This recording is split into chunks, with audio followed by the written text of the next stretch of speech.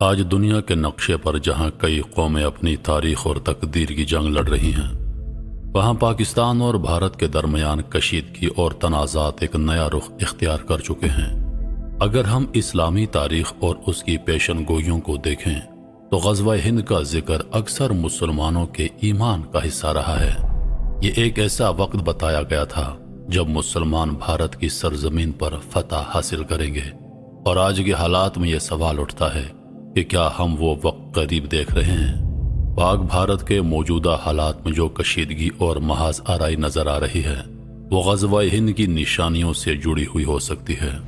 دونوں ممالک کے درمیان کشمیر کا مسئلہ، سرحدوں پر مسلسل تصادم اور ایٹمی ہتھیاروں کا استعمال، ان سب کا آپس میں ایک گہرا تعلق ہے۔ کچھ علماء اور مفکرین اس بات پر یقین رکھتے ہیں کہ غزوہ ہند کا وقت جب آئے گا تو یہ کشیدگی کے ایک نئے مرحلے کی صورت میں ظاہر ہوگا اور مسلمانوں کی فوج بھارت کی زمین پر قدم رکھے گی۔ غزوہ ہند کے بارے میں کئی حدیثیں اور اسلامی روایات موجود ہیں جو اس جنگ کی اہمیت اور اس کی تاریخی حقیقت کو بیان کرتی ہیں۔ یہ پیشن گوئیاں مسلمانوں کے ایمان کا حصہ ہیں اور اس میں مسلمانوں کی فتح کی بشارت دی گئی ہے۔ غزوہ ہند ایک اہم اسلامی پیشن گوئی ہے جس کا ذکر مختلف حدیثوں میں آیا ہے، اور یہ روایت مختلف صحابہ کرام رضوان اللہ علیہ و اجمعین سے بھی آئی ہے۔ حضرت عبداللہ بن مسعود رضی اللہ تعالی عنہ سے روایت ہے کہ حضور پاک صلی اللہ علیہ وآلہ وسلم نے فرمایا، تم میں سے کوئی بھی ایسا شخص نہیں ہوگا جو غزوہ ہند میں شریک ہوگا اور اللہ اس کو جنت میں داخل کر دے گا۔ یہ حدیث اس بات کو واضح کرتی ہے کہ غزوہ ہند ایک ایسا عظیم معرکہ ہوگا جس میں شرکت کرنے والے لوگ جنت کے حقدار ہوں گے۔ اس حدیث کا مقصد مسلمانوں کو اس جنگ کی اہمیت اور اس کے بعد ملنے والی جزا کی جانب راغب کرتا ہے۔ غزوہ ہند کی پیشن گوئیوں کا ذکر بہت سی اسلامی کتابوں میں موجود ہے، خاص طور پر وہ پیشن گوئیاں جو مسلمانوں کے فتوحات کے حوالے سے کی گئی ہیں۔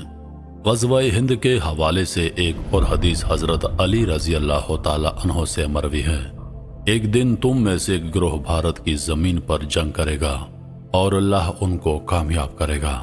وہ اس قدر کامیاب ہوں گے کہ وہاں کے لوگوں کو شکست دے کر ان کے خزانے لے آئیں گے۔ اس حدیث سے یہ صاف ظاہر ہوتا ہے کہ مسلمانوں کو بھارت کی سرزمین پر فتح حاصل ہوگی اور وہ وہاں کے لوگوں کو شکست دے کر ان کے خزانے حاصل کریں گے۔ کچھ علماء اس پیشن گوئیوں کو مسلمانوں کی قوت اور برتری کی علامات سمجھتے ہیں، جبکہ کچھ اس کو مستقبل میں آنے والی کسی بڑی جنگ کی علامت کے طور پر دیکھتے ہیں۔ اگر ہم موجودہ پاک بھارت تعلقات اور کشیدگیوں کو دیکھیں تو یہ سوال اٹھتا ہے کہ کیا غزوہ ہند کی نشانی نہیں ہو سکتی؟ دونوں ممالک کے درمیان کشمیر کے مسئلے پر جاری تنازع، سرحدی جھڑپیں اور ایٹمی ہتھیاروں کا مقابلہ، کیا یہ سب کچھ اس حدیث کی روشنی میں غزوہ ہند کی پیشن گوئیوں کے ساتھ منسلک نہیں ہو سکتا؟ پاکستان اور بھارت کے درمیان تعلقات میں دراڑیں اور کشیدگیاں غزوہ ہند کی پیشن گوئیوں کو حقیقت کے قریب لا سکتی ہیں، کیونکہ اسلامی تاریخ اور حدیثوں میں بتایا گیا ہے کہ ایک وقت آئے گا جب مسلمانوں کو کامیابی ملے گی، اور یہ کامیابی ایک جنگ کے ذریعے حاصل کی جائے گی جو بھارت کی سرزمین پر ہوگی۔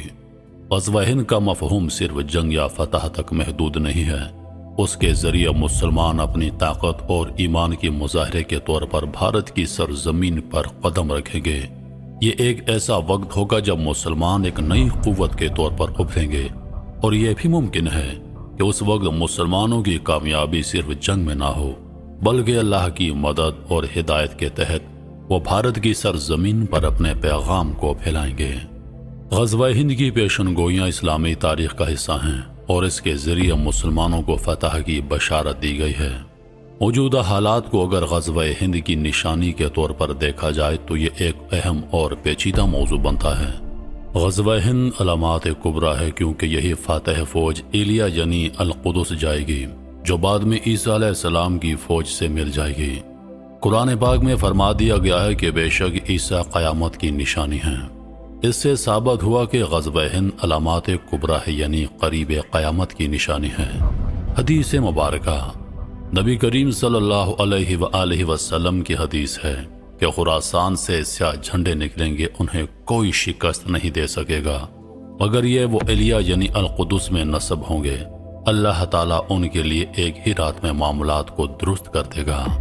اس کا مطلب ہے کہ آقا دو جہاں صلی اللہ علیہ وآلہ وسلم کی بشارت کی تکمیل ہونا ابھی باقی ہے۔ غزوہ ہند دراصل آخر الزمان میں بین الاقوامی جنگوں کے سلسلے میں آغاز ہے۔ جن عالمی جنگوں کے سلسلے کا ذکر قرآن مجید میں ہے، غزوہ ہند کی ایک اہم شرط یہ بھی ہے کہ اس غزوے کی تکمیل حضرت امام مہدی کے ہاتھوں سے ہوگی۔ اس جنگ کو غزوہ کہنے کی وجہ یہ ہے کہ حضور پاک صلی اللہ علیہ وآلہ وسلم اس جنگ میں حضرت امام مہدی اور امت کی روحانی رہنمائی فرمائیں گے۔ غزوہ ہند کی بڑی شرط یہ بھی ہے، حدیث مبارکہ کے مطابق اس جنگ میں چین بھی شامل ہو جائے گا۔ سندھ کی خرابی ہند سے اور ہند کی چین سے۔ حضرت امام قرطبی حضرت حذیفہ بن یمان سے روایت کرتے ہیں کہ رسول کریم صلی اللہ علیہ وآلہ وسلم نے فرمایا، اور سندھ کی خرابی ہند سے ہے اور ہند کی خرابی چین سے ہے۔ اس غزوے کی سب سے اہم شرط یہ ہے کہ تمام عالم کفر متحد ہو جائے گا اسلام اور اہل اسلام کو ختم کرنے کے لیے۔ اس لیے حضور پاک کا فرمان ہے کہ جو بھی اس جنگ میں شامل ہوگا وہ جنتی ہے۔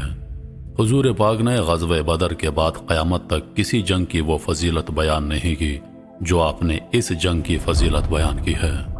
غزوہ ہند کی خوشخبریاں جو احادیث مبارکہ میں وارد ہوئی ہیں، اسی وجہ سے صحابہ کرام اس غزوے میں شامل ہونے کی خواہش اور تڑپ رکھتے تھے۔ حضرت ثوبان رضی اللہ عنہ سے مروی ہے کہ رسول اللہ نے فرمایا، میری امت میں سے دو گروہ ایسے ہیں جن کو اللہ نے جہنم کی آگ سے محفوظ فرما دیا ہے۔ ایک وہ گروہ جو ہند پر حملہ کرے گا اور دوسرا وہ گروہ جو عیسیٰ ابن مریم کے ساتھ ہوگا۔ حضور پاک علیہ الصلوۃ والسلام نے فرمایا، ایک قوم میری امت میں سے ہند پر حملہ کرے گی، اللہ اس کو فتح عطا فرمائے گا، یہاں تک کہ وہ ہند کے بادشاہوں کو زنجیروں میں جکڑ کر لائیں گے، بس اللہ ان کے گناہوں کی مغفرت فرمائے گا، پھر وہ لوٹیں گے شام کی طرف تو عیسیٰ ابن مریم علیہ السلام کو شام میں پائیں گے۔ یہ بات واضح اور عیاں ہو گئی ہے کہ قرآن و حدیث میں مذکور تمام کی تمام علامات صغریٰ جو کہ دراصل چھوٹے چھوٹے عذاب ہیں وہ ظاہر ہو چکی ہیں۔ اب لا محالہ علامات کبریٰ کی باری ہے، اور ان کے آنے کے درجات ہیں جن کا صحیح علم تو اللہ تعالیٰ کی ذات پاک کو ہے۔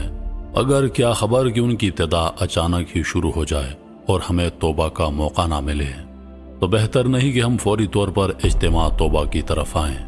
کچھ لوگ کہتے ہیں کہ محمد بن قاسم کا ہندوستان پر سندھ پر حملہ وہی غزوہ ہند تھا، لیکن حقیقت میں جو حدیثوں میں بیان ہوا ہے اس میں واضح طور پر کہا گیا ہے کہ غزوہ ہند اس وقت ہوگا جب امام مہدی اور عیسیٰ علیہ السلام ظہور کریں گے۔